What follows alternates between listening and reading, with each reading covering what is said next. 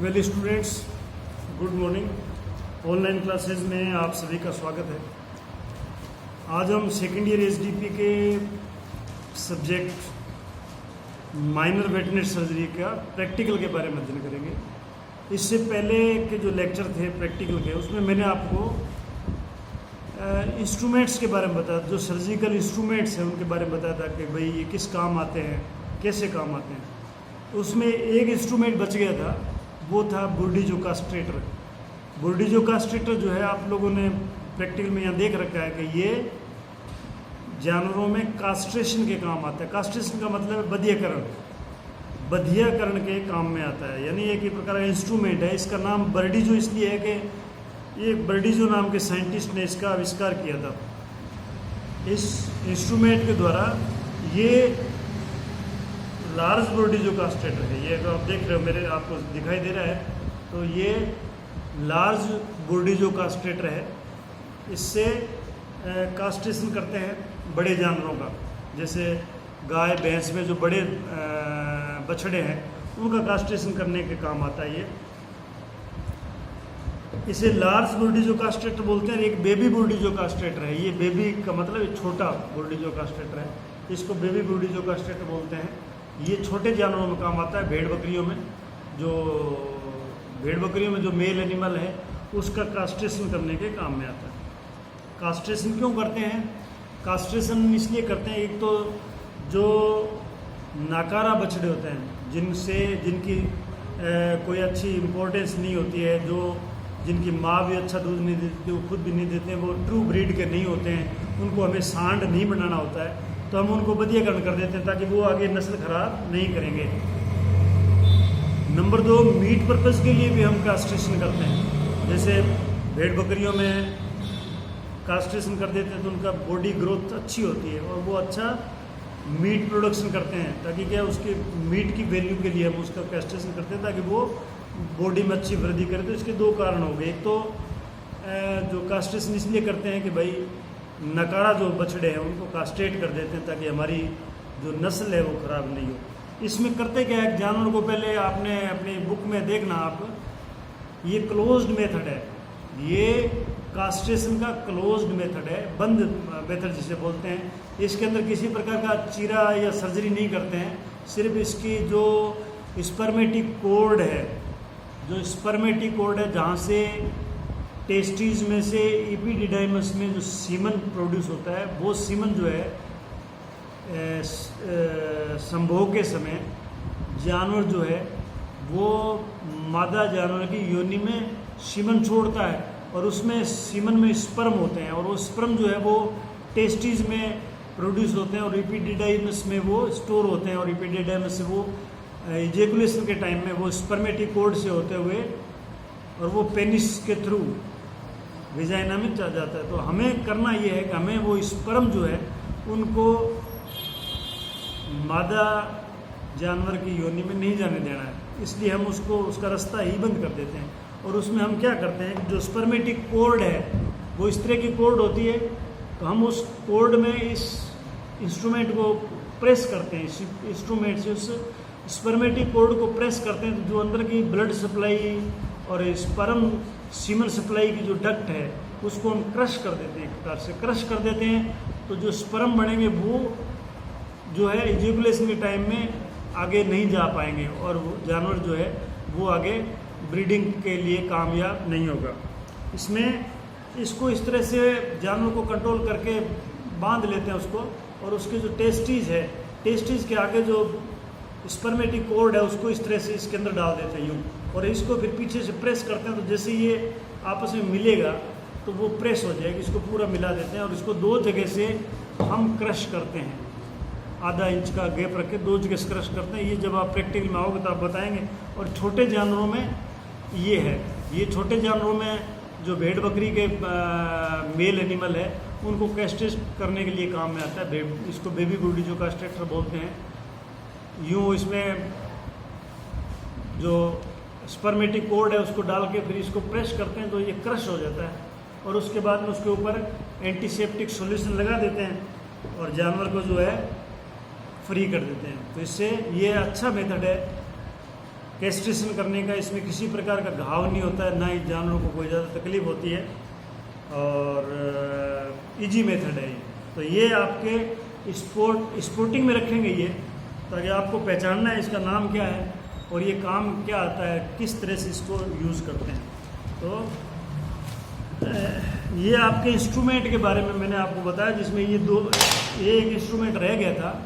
अब आपके जो प्रैक्टिकल नोटबुक तैयार करनी है सर्जरी की, जो आपको सर्जरी की प्रैक्टिकल नोटबुक तैयार करनी है, उसके लिए आपको मैं ये बता देता हूँ कि जो आपकी नोटबुक में ज़्यादातर क्या है, आपको या तो किसी चीज़ के मेथड पूछा है कि उस तरीका क्या है उसका वर्णन करो, या आपको एक डायग्राम दे देंगे, इसमें डायग्राम दिया हुआ है, आपको नाम लिखना है वो है क्या और वो काम क्या आता है।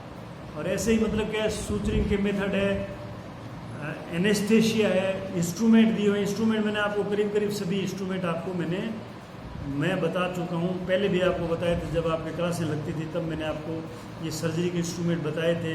अब मैंने फिर ऑनलाइन आपको वीडियो के माध्यम से बता दिए। अब आप अपनी कल से मैं आपको सर्जरी का कल फर्स्ट सेमेस्टर के बारे में जो प्रैक्टिकल नोटबुक में है वो किस प्रकार से तैयार करोगे वो मैं आपको कल बताऊंगा, और परसों के दिन मैं आपको सेकंड सेमेस्टर के बारे में बताऊंगा कि इसके पेज वाइज जो एक्सरसाइज के हिसाब से दे रखे हैं उनमें आपको सबसे पहले तो ध्यान रखने वाली बात ये थी कि जो डायग्राम आपको बनाने हैं वो पेंसिल से बनाने हैं, पेंसिल से, ताकि आप उसको इरेजर से मिटा सको अगर वो गलत बन गया तो। अगर आपने उसको पक्की पेंसिल से बना लिया, जैसे मान लो पेन से बना लिया, तो फिर आप उसको दुरुस्त नहीं कर पाओगे, इसलिए आप उसको पेंसिल से बनाओगे। और जो लिखने वाला काम है वो आप पेन से कर सकते हो, लिखने वाला काम आप पेन से कर सकते हो। तो इसमें जो अगर आपका मैं नोटबुक के हिसाब से, जो आपका सिलेबस के हिसाब से बताऊँ आपको, तो एक्सरसाइज नंबर 1 जो है पेज नंबर 1 पर है। जो जब आप ये लेक्चर आप सुनोगे तो आप अपनी नोटबुक को पास में रखना, जैसे मैं बोलता हूँ वैसे आप नोटबुक के पेज पलटते रहना और उसके बारे में देख लेना कि उसको आपको करना क्या है।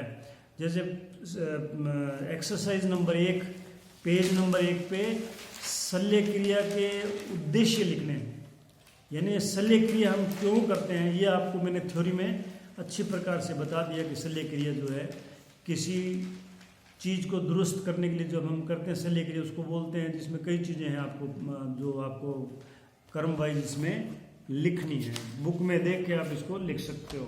नंबर 2 पेज नंबर 2 पे शल्य क्रिया के सामान्य सिद्धांत, जनरल प्रिंसिपल्स क्या है शल्य क्रिया के, जो जनरल प्रिंसिपल है वो आपको दिए हुए हैं बुक में, तो आपको संक्षिप्त में लिखने हैं उनको, मतलब जो शल्य क्रिया के सामान्य सिद्धांत है उनको शॉर्ट में लिखना है भाई क्या वो है क्या। एक्सरसाइज नंबर 2 पेज नंबर 3 पर है, उसमें शल्य क्रिया शुरू करने से पूर्व, हम जब शल्य क्रिया करते हैं उससे पहले जो उपकरण है जितने भी काम में लेते हैं और जो सतह जिस पे हमें ऑपरेशन करना है, जानवर का पार्ट, वो बॉडी का पार्ट यानी उसकी सतह जहाँ हमें ऑपरेशन करना है, उनको किस प्रकार से एसेप्टिक टेक्निक्स यूज़ करनी है, यानी उनको किस प्रकार से निसंक्रमित करना है, उसके बारे में वर्णन करना है आपको। तो वो आप जो है वो जो संक्षिप्त में उनके बारे में आप लिखोगे, ये आपकी बुक में दिया हुआ है। उसके बाद में एक्सरसाइज नंबर 3 है। एक्सरसाइज नंबर 3 जो है शल्य क्रिया में प्रयुक्त विभिन्न उपकरणों के निसंक्रमण की प्रक्रिया, यानी निसंक्रमण का मतलब स्टरलाइजेशन, जीवाणु रहित करना, ये भी आपके बुक में दिया हुआ। निसंक्रमण का पूरा पार्ट दिया हुआ है, थ्योरी जो मैंने आपको पढ़ाई थी, और प्रैक्टिकल की क्लास भी जब मैंने आपको ऑनलाइन ली थी तो उसमें मैंने आपको ये बताया था कि विभिन्न उपकरण जो निष्कर्मण में काम आते हैं उनके बारे में आपको बताया था, वो उनके बारे में इसको लिखना है। नेक्स्ट पेज नंबर 7 पे है निसंक्रमण के विभिन्न तरीकों का हैंगिंग्स के द्वारा प्रदर्शित करना, यानी निष्क्रमण या निसंक्रमण या स्टरलाइजेशन के जो तरीके हैं विभिन्न प्रकार के, उनको हैंगिंग के बारे में, यानी आपको जिस प्रकार से कुछ अगर एक चार्ट बना के आप टांगते हो ना, उसको टांगने वाले को हैंगिंग बोलते हैं। उस तरह के कुछ चीज़ें आपको इसमें बनानी है कि आप मान लो कि इस तरह से एक टांगने वाला पर्दा टाइप बनाओगे आप, चार्ट टाइप, और उसमें वो चीज़ें लिखोगे। तो ये आपको हैंगिंग का मतलब है, ये आप पेज नंबर 7 और 8 में ये बनाओगे। अब आपका एक्सरसाइज नंबर 4 जो है, इसमें जो उपकरण दिया हुआ है उसको काम करने का सिद्धांत लिखना है और इसका नाम लिखना है। तो इस उपकरण का नाम जो है वर्टिकल ऑटोक्लेव है। वर्टिकल ऑटोक्लेव है। इसको आपको नाम लिख कर इसका वर्णन करना है, इसमें लिखना है वर्णन, किताब में देख के। फिर आपके पेज नंबर 10 पर है जो उपकरण दिए हुए ऑटोक्लेव है, यानी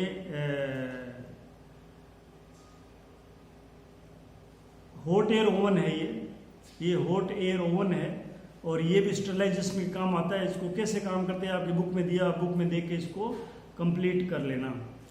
फिर आपका पेज नंबर 11 पे दिया हुआ है निसंक्रमण यानी डिसइंफेक्शन या स्टरलाइजेशन में प्रयुक्त विभिन्न रासायनिक पदार्थों में। ये रासायनिक पदार्थ जो है आपके जो स्टरलाइजेशन वाला चैप्टर है उसके लास्ट में दिया हुआ है चार्ट बना के। तो आप वो चार्ट जैसा है वैसा आप इसमें लिख के इसको कंप्लीट कर सकते हो। अब आता है एक्सरसाइज नंबर 5। ये सब थ्योरी है एक प्रकार से जो आपको लिख के याद करनी है। ये आपके प्रैक्टिकल में बहुत काम आएगी।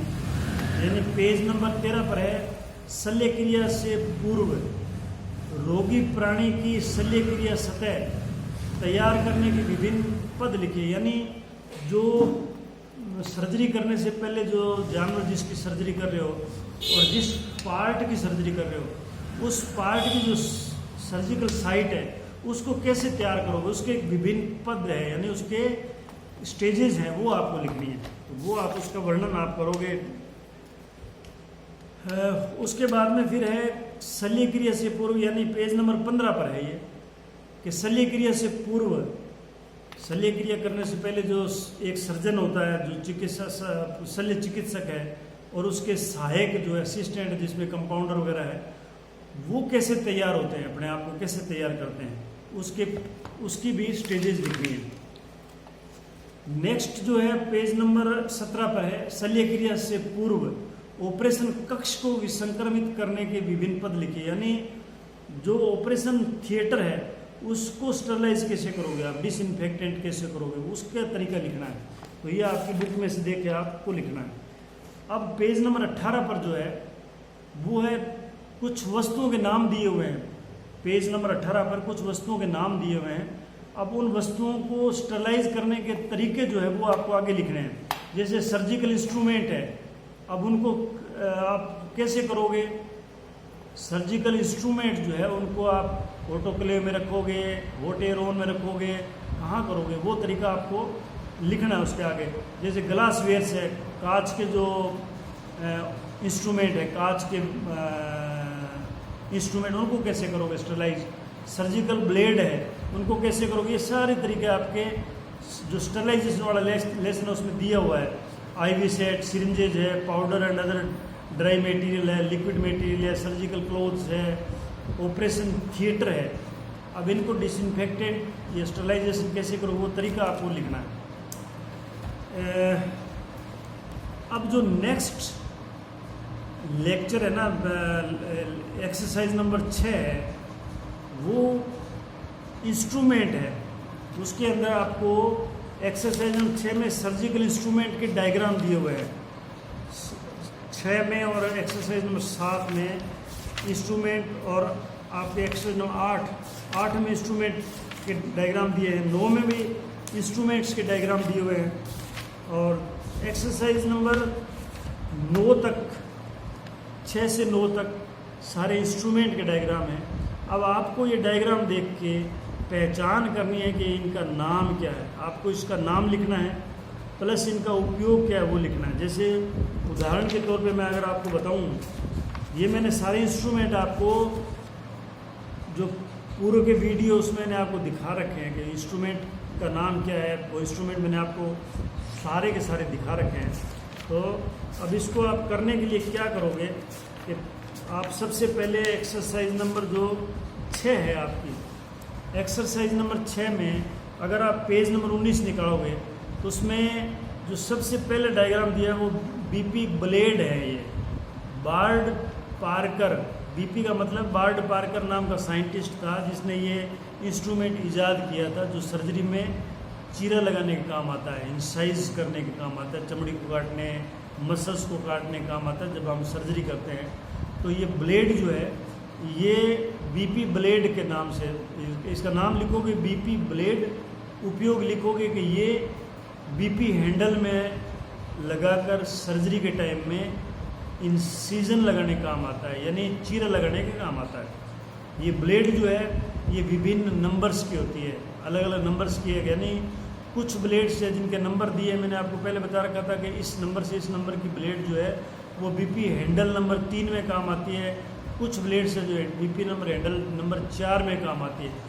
जो कम नंबर की ब्लेड है जिनके नंबर 10, 11, 12, 13, 14 यूँ है वो आती है ब्लेड बीपी नंबर 3 में काम, और जिनके नंबर 20, 21, 22, 23, 25 है वो आती हैं बीपी हैंडल नंबर 4 में काम आता है। और नीचे आपके ये बीपी हैंडल दिया हुआ है, तो आपको बीपी हैंडल और बीपी ब्लेड इनका नाम लिख के इनका वर्णन लिखना है। ये सेम जो चीज़ें हैं सारी की सारी चीज़ें आपकी बुक्स में दी हुई है, तो आप बुक्स में देख के इनके नाम लिखो पहचान करके।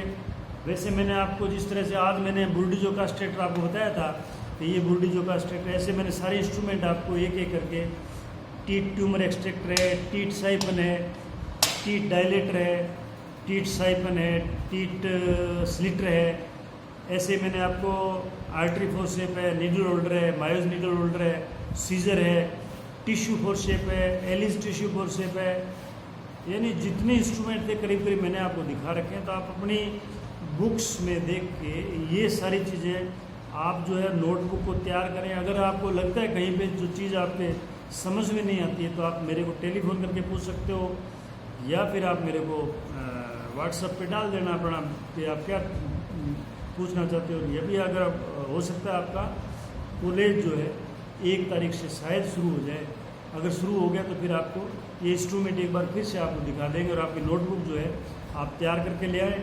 अगर आपसे कोई चीज़ नहीं आती तो छोड़ देना, मैं आपको यहाँ पे तैयार करवा दूँगा। लेकिन आपको नोटबुक जो है विदिन 5 और 7 डेज, आपको 5 से 7 दिन के अंदर अंदर अपने हर प्रकार की नोटबुक जो आपके 5 सब्जेक्ट लगते हैं उनकी नोटबुक तैयार करें। आप सेकेंड ईयर में 5 सब्जेक्ट है, उनकी सारी नोटबुक जो है वो पूरी तैयार कर लें, क्योंकि अब आपके पास टाइम बहुत कम है। अभी आपके मिड टर्म होंगे, सेकेंड मिड टर्म, उसमें प्रैक्टिकल थ्योरी जो होनी है, उसके बाद में जस्ट उसके बाद में फिर आपका कॉलेज लगेगा तो आपके फाइनल एग्ज़ाम भी हो जाएंगे। तो आप लोग जो है अगर उससे पहले अगर आप अपनी नोटबुक जो प्रैक्टिकल की तैयार कर लेते हो तो आपको सुविधा होगी अपनी तैयारी करने में। आज के लिए मैं इतना ही पढ़ाऊँगा आपको। कल से मैं आपको सर्जरी में जो इंस्ट्रूमेंट है उनके मैं आपको नाम बताता जाऊंगा और आप यूज उसका लिख लेना किताब में। देखिए नाम आपको बता दूं ताकि आपको कन्फ्यूज़न नहीं हो कि इनका नाम क्या है। मैं कल आपको ये करीब करीब सभी के नाम बताऊंगा और आप उसी हिसाब से इसकी तैयारी कर लेना। फिर मैं सेकंड सेमेस्टर जो है उसको शुरू करूँगा। धन्यवाद।